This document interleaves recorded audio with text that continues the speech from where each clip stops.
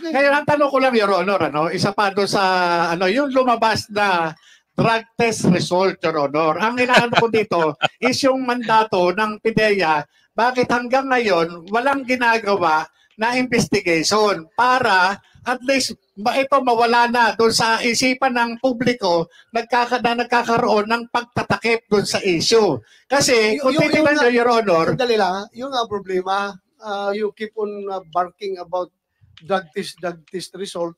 Although medyo malayo na yan dito sa ating pinag-usapan dito about PDLX, pero yung drug test result, you're claiming, so sana pakita ninyo yung ebidensya. Meron dito, sir. Your Honor, ito po, ito po yung drug test result na ang oras ay 2 minuto lang kinandak yung drug test.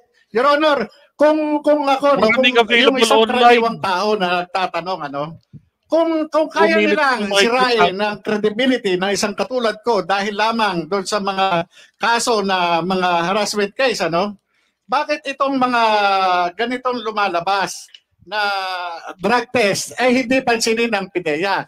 Ito, Your Honor, kung mapapansin nyo, ang oras dito ay 12:15 p.m. at natapos 12:17:54 p.m. Ito po, Your Honor, nandito po. Yung seconds, kung makikita nyo, hindi po inaaksyonan ng PIDEA.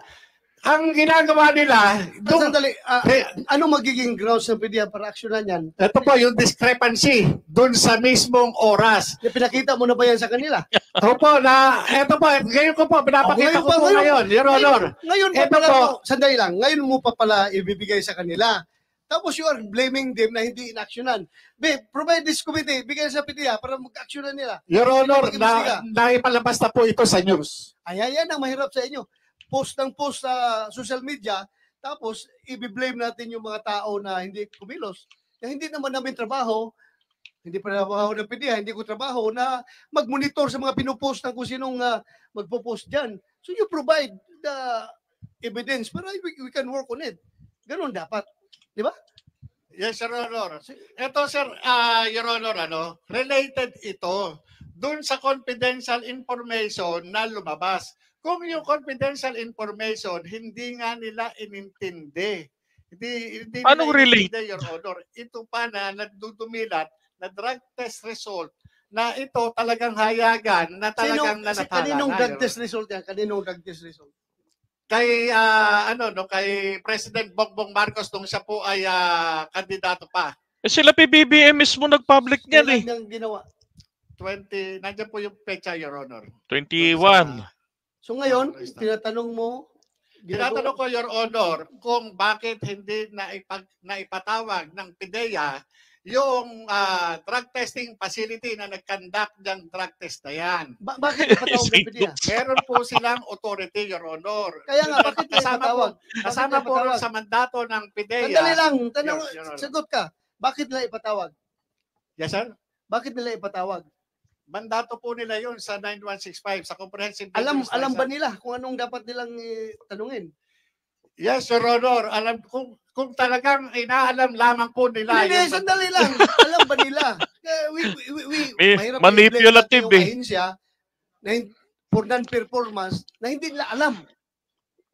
Alam ba nila? Your Honor, binanggit ko po yan last hearing. Ay, hindi naman. Porque binanggit mo, dapat you provide. Ikaw ba ang nag-hearing? Hindi naman sila robot na didiritsong kikilos na walang inahawakan na papel. Ibigay mo, saan na yung papel na yan? Nandun po sa kinuha ng staff niyo, Your Honor. Masirox mo, tapos bigyan mo. Kalat na yan online. Sila PBBM pa nag-public niyan. Sila Attorney Vic Rodriguez. So hindi ho yan makukonsider na PIDEA confidential document na nag-leak. Dahil mismong yung may katawan na nag-submit niyan sa publiko na negative. At merong interview rin with Katunying na kung saan sinabi rin ni PBBM yan na negative yung result. Natawa pa nga siya eh. Dahil kinukulit siya ni Katunying. Siyempre negative sabi niya. Diba?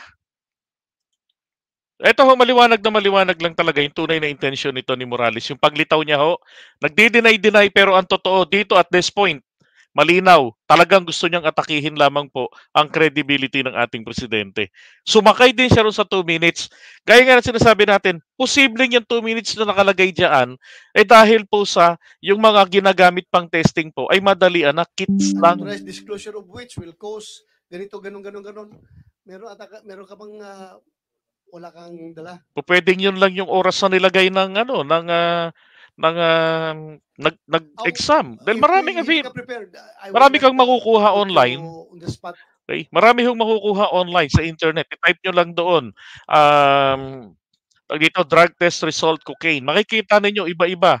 Sa previous vlogs natin, pinakita ko sa inyo, mismong yung testing center ng St. Luke's at saka yung kung saan nagpa-testing si VP Sara, may mga 2 minutes silang resulta, parehong test din ang inabot. Diba?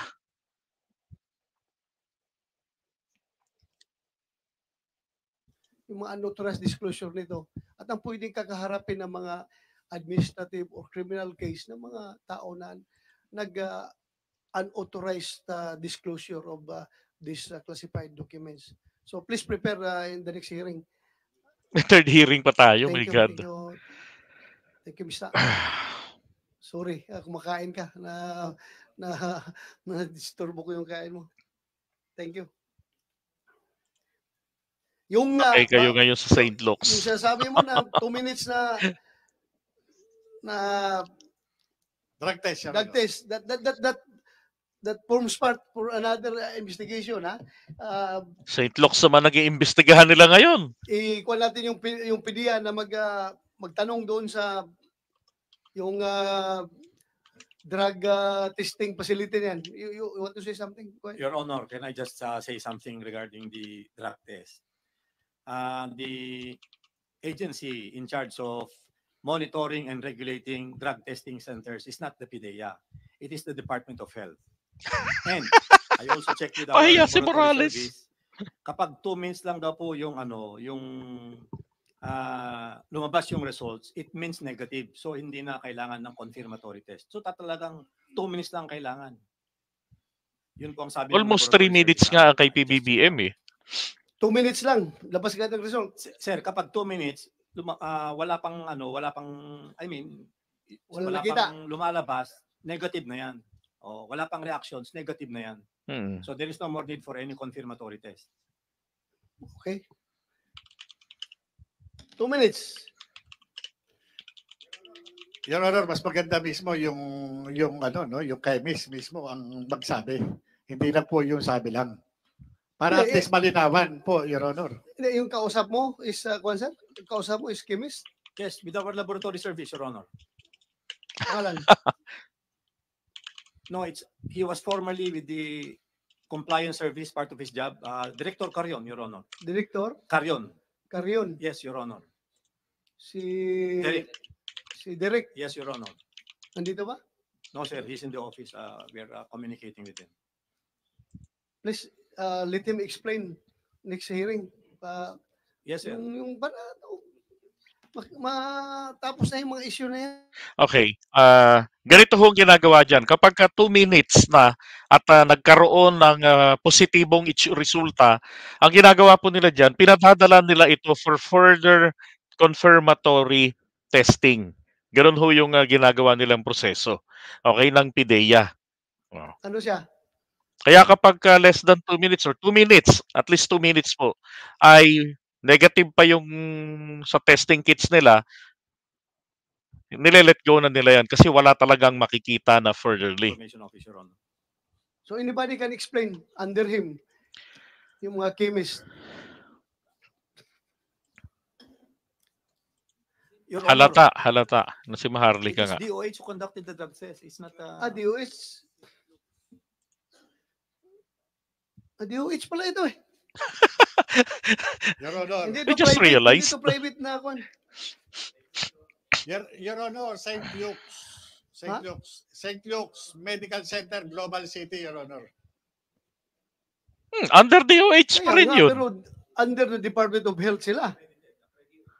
Accredited. Accredited, Your Honor, yung mga Accredited. drug testing facility, Your Honor. Ginagago na kayo ni Pero Morales. dapat yan, Your Honor, hindi si Director Carion ang magsasabi na ganito yung dapat chemist. O pag chemist ang nagsabi, what's next? 'Di ba? Ano next kapag chemist yung nagsabi?